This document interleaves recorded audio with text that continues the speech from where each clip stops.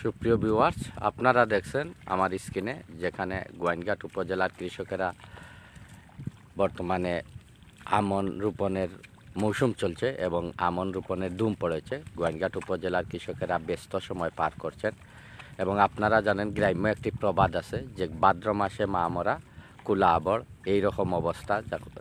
কারণ এই সময় কৃষকরা এত ব্যস্ত থাকেন যা বলার ভাষা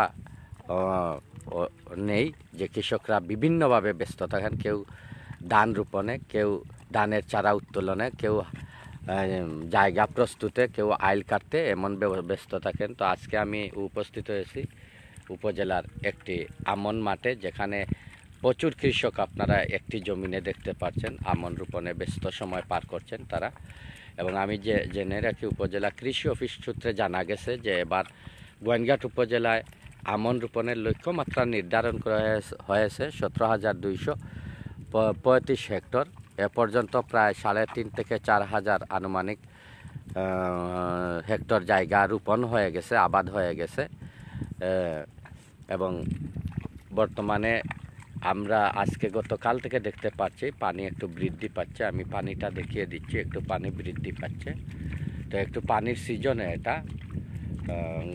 এবার বন্যা তেমন হয় নাই, 2টি বন্যা সমতলে হয়ে গিয়েছে এবং এ পর্যন্ত কৃষকের কোনো ক্ষয়ক্ষতি নেই। এবং বর্তমানে যে বন্যাটি আসছে, কিছু পানি বৃদ্ধি পাচ্ছে। এটা প্রতি বছরই এই সময় একটি ছোটোখাটো বন্যা হয়ে থাকে। এটা কৃষকরা জেনেই থাকেন যে এই সময় একটি বন্যা হয়ে থাকে। তো এই বন্যা তেমন একটা ক্ষতিকর হয় না যখন যদি দীর্ঘস্থায়ী না হয়। এবং কৃষকরা এখনও উঁচু অবস্থানের জায়গাগুলো রোপণে ব্যস্ত সময় পার করছেন। যে বন্যাটি যদি নিচু জায়গা পর্যন্ত আসে তাহলে কৃষকের কোনো ক্ষতির সম্ভাবনা থাকার কথা নয়। তো আপনারা দেখছেন, আমি তো আগেই বলেছি যে উপজেলা কৃষি অফিস সূত্রে জানা গেছে 17,235 হেক্টর জমি আমন রূপায়িত আমন আবাদ হবে, যেখানে রয়েছে উপসি, হাইব্রিড এবং স্থানীয় জাতের বিভিন্ন জাতের ধান। আজকে যেখানে রোপণ করা হচ্ছে সেখানে আপনারা কি জাত বললেন? এটা কাকি বিরুন রোপণ করা হচ্ছে। এবং এই গত কয়েকদিন আগে যে এই সাদা মাঠ ছিল, বর্তমানে সবুজে দেখে যাচ্ছে, সবুজের সমারোহ চারিদিকে। এবং সেই সবুজ ধানের চারার লুকায়িত রয়েছে কৃষকের স্বপ্ন, যেখানে ধান আবাদ করে গড়ে তুলবেন, গুলায় তুলে পরিবারের চাহিদা মিটিয়ে এবং পরিবারের খরচের ব্যয়ভারও মেটাবেন, এমন প্রত্যাশায় কৃষকরা তাদের কৃষি জমি আবাদ করে থাকেন। এবং আপনারা জানেন গত বুরু মৌসুম অত্যন্ত ভালো ফসল হয়েছে। তার জন্য কৃষকরা আরও দ্বিগুণ উৎসাহ উদ্দীপনা নিয়ে আমন আবাদে ব্যস্ত সময় পার করছেন। এবং সকাল থেকে সন্ধ্যা অবধি ঝড় বৃষ্টি প্রখর রৌদ্রে উপেক্ষা করে কৃষকরা মাঠে কাজ করে যাচ্ছেন। এবং এই সময়ে এতজন কৃষক একসাথে, বর্তমান সময়ে এত কৃষক একসাথে দেখা যায় না। যেখানে আমি এসে দেখলাম যে এখানে প্রায় 2, 4, 6, 8 জন কৃষক একসাথে ধান রোপণ করছেন।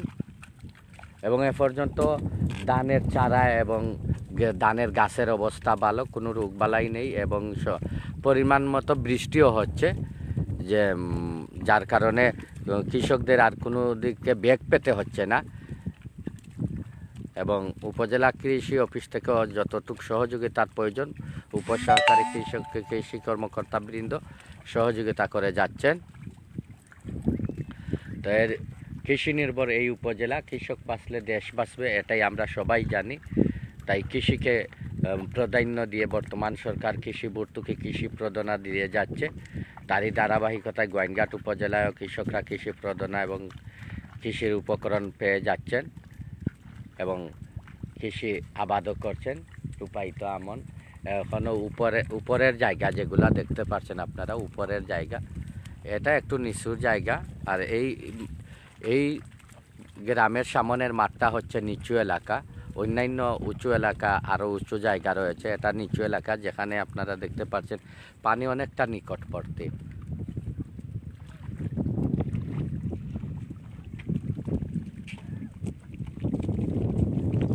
নিকটবর্তী পানি দেখতে পাচ্ছেন আপনারা।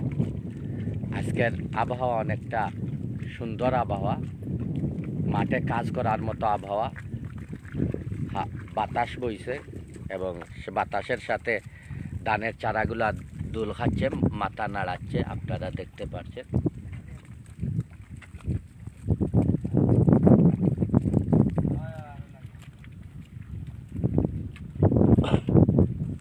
এবং সাদা বক পাখি কৃষকদের সাথে মিতালি করে যাচ্ছে, একটু অদূরেই দেখা যাচ্ছে সাদা বক পাখি। এই জমি থেকে সেই জমি উড়ে বেড়াচ্ছে এবং তাদের খাদ্য আহরণ করছে সাদা বক পাখি।